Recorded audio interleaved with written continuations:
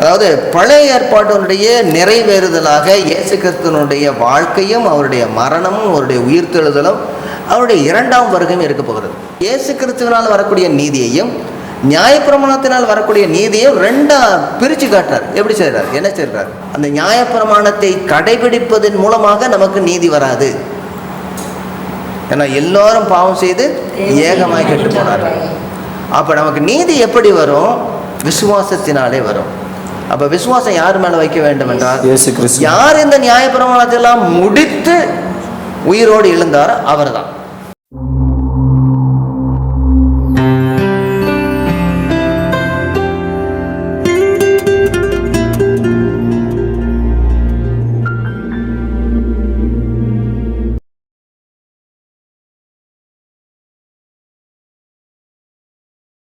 கர்த்தராக இயேசு கிறிஸ்துவின் நாமத்திலே சால்வேஷன் டிவி நேயர்கள் அனைவரையும் வாழ்த்தி வரவேற்கிறோம். இது ஏக்தா நெட்வொர்க் வழங்கும் திருச்சபை அன்றும் என்றும்.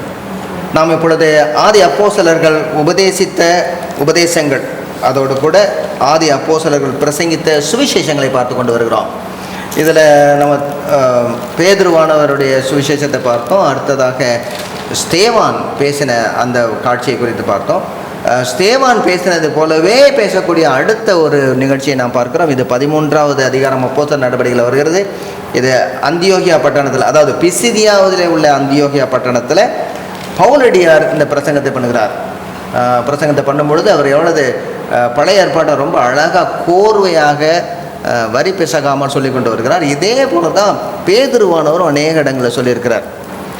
இப்போ நம்ம கடைசியாக நாம் பார்க்கும் பொழுது இயேசுவானவர் உயிர்த்தெழுந்ததை குறித்து சுவிசேஷமாய் நாங்கள் அறிவிக்கிறோம் என்று சொல்லி 33வது வசனத்தில் முடித்தோம். இயேசுவை எழுப்பினதினாலே தேவன் நம்முடைய பிதாக்களுக்கு அருளி செய்த வாக்குத்தத்தத்தை அவருடைய பிள்ளைகளாக நமக்கு நிறைவேற்றினார் என்று நாங்களும் உங்களுக்கு சுவிசேஷமாய் அறிவிக்கிறோம். அதாவது பழைய ஏற்பாட்டினுடைய நிறைவேறுதலாக இயேசு கிறிஸ்துவனுடைய வாழ்க்கையும் அவருடைய மரணமும் அவருடைய உயிர்த்தெழுதலும் அவருடைய இரண்டாம் வருகையும் இருக்க போகிறது. ஆக சிலுவையானது is not a tragedy, it's a strategy. Word ரொம்ப வித்தியாசமாக இருக்கு. ட்ராஜடி இது வந்து ஒரு பரிதாபமாக நடந்ததல்ல, கர்த்தருடைய சித்தம் திட்டம் தெளிவாக காண்கிறது.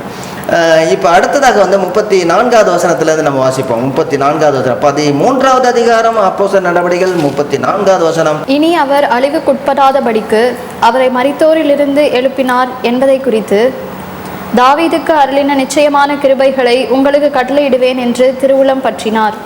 ஆமாம், இது வந்து நம்ம பழைய ஏற்பாட்டில் வந்து ஏசாயாவுடைய புத்தகம் 55வது அதிகாரத்தில் இதை குறித்து எழுதப்பட்டிருக்குது.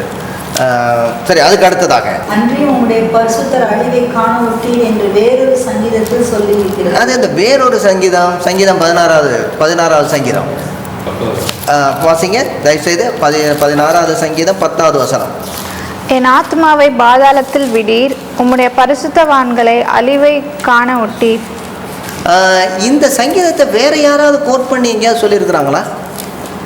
நம்ம பார்த்ததில்ல, முன்னாடி பார்த்து கொண்டு வந்த சுவிசேஷ அறிவிப்புல எங்கேயாவது பேதுரு சொல்லியிருக்காரு. எத்தனாவது சங்கீதம்? 2வது. தயவுசெய்து போங்களாங்க, கொஞ்சம் போங்க. ஏன் அவ்வளவு ரொம்ப காரசாரமாக அல்லது அழுத்தம் திருத்தமாக இதை சொல்றாரு? இந்த சங்கீதத்தை அவரும் சொல்லியிருக்கிறார், இவர் சொல்லியிருக்காரு. ஏன் இந்த காரியத்தை? அதாவது சங்கீதங்கள்ல அநேக சங்கீதங்கள் மேசியாவின் சங்கீதங்கள் உண்டு. மேசியாவின் சங்கீதங்கள்ல ஒரு மேசியாவை குறித்து எழுதப்பட்டிருக்கிறது. சிலர் என்ன செஞ்சாங்க, இது தாவீதை குறித்து எழுதப்பட்டிருக்கிறது அப்படின்னு சொல்லி யோசிச்சாங்க. அதைத்தான் சொல்றாரு, எப்பா தாவீது உயிர்த்தெழவில்லை, அவருடைய கல்லறை நம்முடைய மத்தியில தான் இன்னும் இருக்குது. ஆனால் உயிர்த்தெழுந்தது வந்து தாவீது கிடையாது, தாவீதனுடைய குமாரன் என்று சொல்லக்கூடிய அவருடைய ஆண்டவர். ஒரு இடத்துல சொல்லியிருக்காரு, என்ன சொல்றாரு? எனக்கும் ஆண்டவர், என்னுடைய ஆண்டவர் அப்படின்னு சொல்றாரு. அப்ப தாவீதனுடைய ஆண்டவராக இயேசு கிறிஸ்து தான் உயிர்த்தெழுந்தார். ரொம்ப தெளிவாக சொல்றாங்க இந்த இடத்துல. ஆக தாவீதை குறித்து அவர் எழுதவில்லை, இயேசு கிறிஸ்துவை குறித்து அவர் தீர்க்க தரிசனமாக எழுதியிருக்கிறார். ஆக அந்த தீர்க்க தரிசனுடைய நிறைவேறுதல் இந்த இடத்துல அவர் வர்றார். இன்னொரு சங்கீதத்தில் அப்படின்னு சொல்லும் பொழுது ரொம்ப அழகாக சொன்னார். முன்னாடி சொன்னது என்ன சொன்னார்? 2ஆம் சங்கீதத்தில் அப்படிங்கிறாரு இல்லை? ஆமாம், 2ஆம் சங்கீதத்தில் அப்படிங்கிறாரு. இன்னொரு சங்கீதம் வேறொரு சங்கீதத்தில் சொல்லி இருக்கிறது. அதை 16வது சங்கீதத்தில் சொல்லப்பட்டிருக்கிறது. தீர்க்க தரிசனங்களின் நிறைவேறுதல் இயேசு கிறிஸ்து. தீர்க்க தரிசனங்களை நிறைவேறுதல், எல்லா தீர்க்க தரிசனங்களும் நிறைவேறுதல். ஓகே, அடுத்ததாக தீர்க்க தரிசனத்தில் ரொம்ப தெளிவாக அவருடைய உயிர்த்தெழுதலை குறித்து ரொம்ப தெளிவாக கூறப்பட்டிருக்கிறது.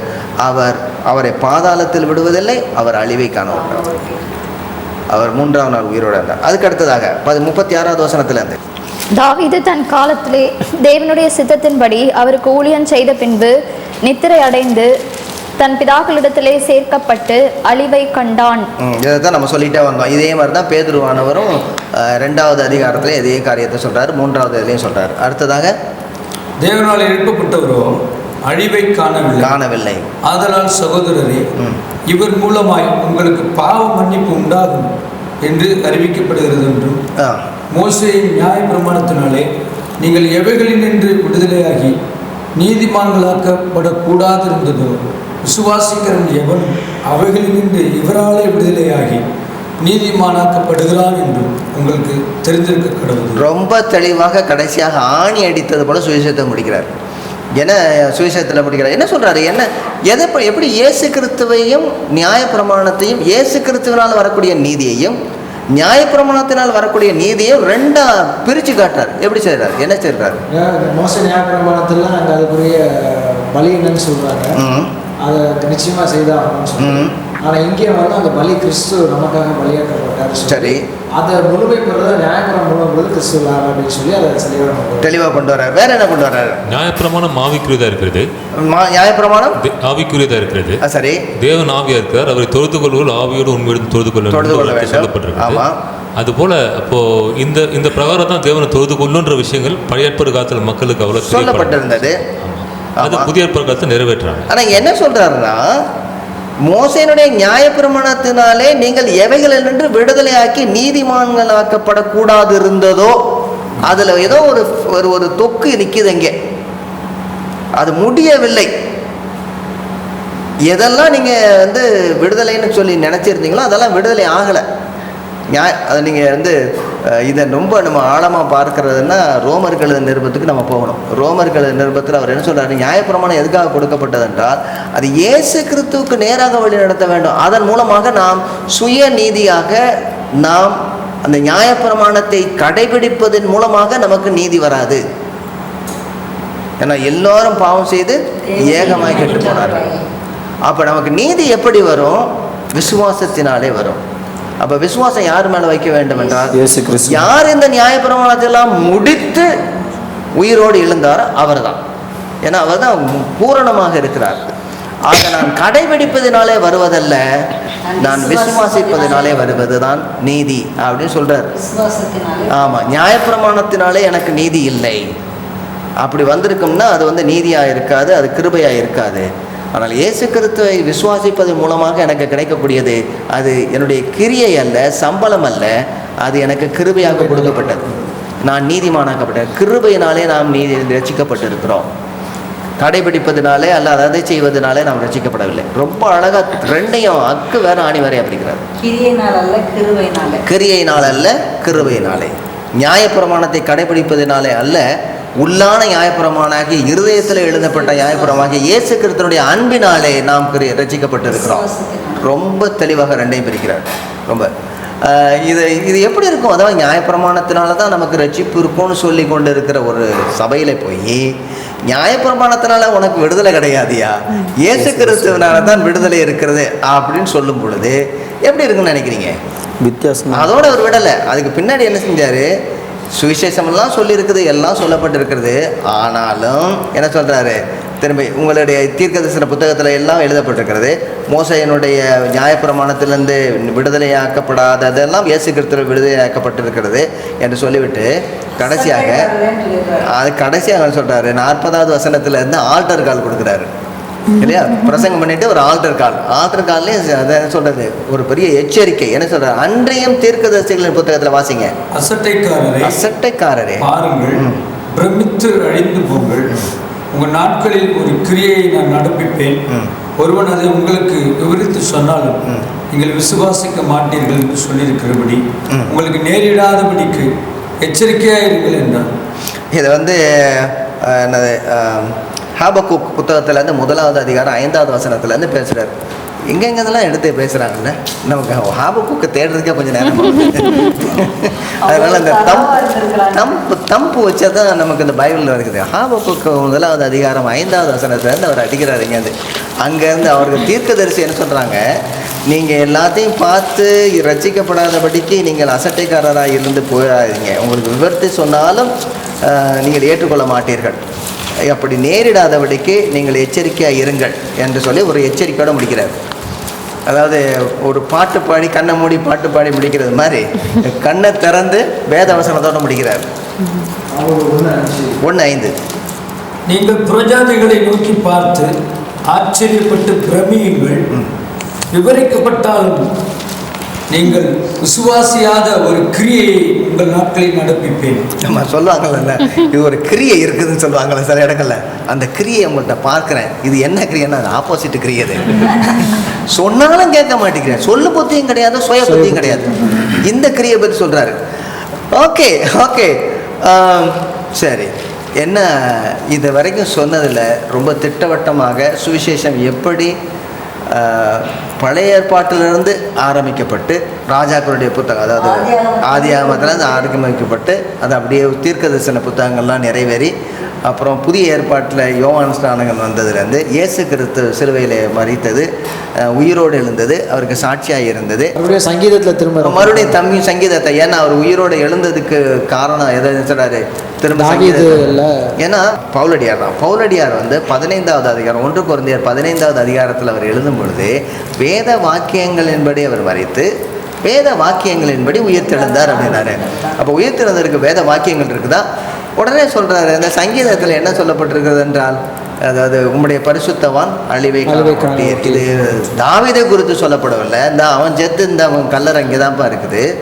ஆனால் யாரை குறித்து சொன்ன, அவன் தீர்க்கதரிசியாக இருந்து தன்னுடைய மேசியாவை குறித்து அவன் சொன்னதுனால தாவீதல்ல எழுந்தது இயேசு கிறிஸ்து. ரொம்ப அழகாக தெளிவாக சொல்கிறாங்க. ஆக உயிர்த்தெழுதலை குறித்து கொண்டு வராங்க. இது உயிர்த்தெழுதல், அதாவது அவருடைய வருகை, அவருடைய ஊழியங்கள், இதெல்லாம் சொல்லும்போது உயிர்த்தெழுதல் எல்லாம் சொல்லும் பொழுது, எனவே ஆண்டவராக இயேசு கிறிஸ்துவை விசுவாசியுங்கள் உங்களுக்கு எல்லா சௌக்கியமும் உண்டாயிருக்குன்னு சொல்லல. என்ன சொல்கிறாருன்னா 38வது வசனம் தான் நம்ம சொல்கிறத விட்டுரும் அப்படியே. ஆதலால் சகோதரரே, இவர் மூலமாய் உங்களுக்கு ஆமாம், நீங்கள் என்ன பூசினாலும் சரி, கடைசியில் இதை பூசாமல் ஒன்றும் நடக்க போகிறது கிடையாது. இயேசு கிறிஸ்துவினாலே, அவருடைய சுவிசேஷத்தினாலே, அவருடைய கிருபையினாலே உங்களுக்கும் எனக்கும் பாவ மன்னிப்பு. ஒருவராலும் ரட்சிப்பே இல்லை, சுத்திகரித்து கொண்டே இருக்கிறது. அதாவது இந்த ஜனங்களுக்குள்ளே வானத்துக்கு கீழாக பூமியிலே நாம் ரட்சிக்கப்படும்படியாக வேறொரு நாமம் கட்டளையிடப்படவில்லை. இயேசு கிறிஸ்துவினுடைய நாமமே இல்லாமல் வேறொரு நாமம் கட்டளையிடப்படவில்லை. பாவ மன்னிப்பு வேண்டுமென்றால் ஒரே ஒரு இடம் தான், இயேசு கிறிஸ்து மட்டும்தான். சுவிசேஷத்தை எவ்வளோ அழகாக கொண்டு வரார் பாருங்க, ரொம்ப அழகாக கொண்டு வரார். சரி, இதனுடைய பின்னணியம் என்ன வந்துச்சு, அதாவது நம்ம என்ன எங்கே பேசுகிறான்னு சொல்லிட்டு அதோட ரிசல்ட் என்னாச்சு. இப்படி சுவிசேஷத்தை சொன்னால் என்ன ரிசல்ட் வரும்? சில பேர் சொல்கிறாங்க, என்னையா இப்படி கரடு முரடாக பேசுனீங்கன்னா யார் ரசிக்கப்படுவா? கல்லடி தான் வரும். என்னது? கல்லறிவாங்க. பாவத்தை குறித்து பேசாதீங்க, பாவத்தை குறித்து பேசினா யாருக்கும் பிடிக்காது. ஆண்டவர் எப்படி ஆசீர்வதிக்கிறான்னு சொல்லுங்கள். அதுதான் இப்போ ஒன்று நிறையா சுவிசேஷங்கள். என்ன நடந்தது? 42வது வசனத்திலேருந்து பார்ப்போம். பின்னாடி என்ன நடந்தது, இந்த சுவிசேஷத்தை கேட்டு என்ன நடந்தது? அவர்கள் யூதருடைய ஜெப ஆலயத்திலிருந்து புறப்படுகையில் அடுத்த ஓய்வு நாளிலே இந்த வசனங்களை தங்களுக்கு சொல்ல வேண்டும் என்று புறஜாதியார் வேண்டிக் கொண்டார்கள். அவங்க புறஜாதியார் பரவாயில்லன்றாங்க. ஏன்னா இப்போ இந்த மாதிரி வசனத்தை போய் பேசினாலே அடுத்த வாரம் கூப்பிட மாட்டாங்க, அடுத்த கன்வென்ஷனுக்கு கூப்பிட மாட்டாங்க. சில பேர் சொல்லிட்டே சொல்லுவாங்க, நீங்கள் என்னை அடுத்த கன்வென்ஷனுக்கு கூப்பிடாவிட்டாலும் நான் சொல்வதை சொல்லுவேன்னு சொல்லிட்டாங்க. ஏன்னா நல்லா அடுத்த கன்வென்ஷன் கூப்பிட மாட்டாங்க. சில பேர் சொல்லுவாங்க, சுருங்க பிரசங்கிக்கிறவர்கள் பாக்கியவான்கள், அவர்கள் திரும்ப அழைக்கப்படுவார்கள் அப்படின்னு சொல்லுவாங்க. இப்போ என்னென்னா ஆசீர்வாத சுவிசேஷத்தை சொல்லுகிறவர்கள் பாக்கியவான்கள், ஏனென்றால் அவர்கள் மறுபடியும் ஆசீர்வதிக்கப்படுவார்கள். திரும்ப அவங்கள கூப்பிடுறாங்கன்னா எனக்கு பிரியமான ஒன்றை சொல்லிட்டாங்க அவங்க. ஆனால் இங்கே என்ன நடக்குது, ஆவிக்குரிய வாழ்க்கையிலே அவர்கள் முன்னேற வேண்டும். என்ன சொன்னாங்க, இந்த வசனத்தை எங்களுக்கு மறுபடியும் இன்னொரு வாரம் அடுத்த வாரம் வந்து சொல்லுங்கள். ஒரு குரூப் கூப்பிடுது. சரி, எப்படியும் ஒரு குரூப் கூப்பிட்டா கமிட்டி ஒன்று இருக்குது, அதை அடிக்க. என்னங்க, ஆசீர்வாதமான வார்த்தை தான் ஜனங்க சிரிப்பாங்க. சிரிப்பாங்க. கடினமான வார்த்தை தான் மௌசுரியம். அங்கே சரி அங்கே விரிப்பாங்க வாயை, இங்கே சுருக்குவாங்க மூஞ்சல்ல. ஆமாம், அது சாதாரணமான வழக்கில் சொல்லுவோம்ல, குதிரைக்கு கொல்லுன்னா வாயை திறக்குமா, கடுவானா வாயை மூடிடுமா, அவ்வளோதான். நம்ம எல்லாருக்குமே வந்து ஒரு கடினமான சொல் வந்து பிடிக்க வருது. இங்கே அடுத்த வாரம் வந்து சொல்லுங்கள் என்றார்கள். புறஜாதியார் வேண்டிக் கொண்டார்கள். வேண்டிக் கொண்டது வந்து யூதர்கள் கிடையாது, புறஜாதியார்கள்.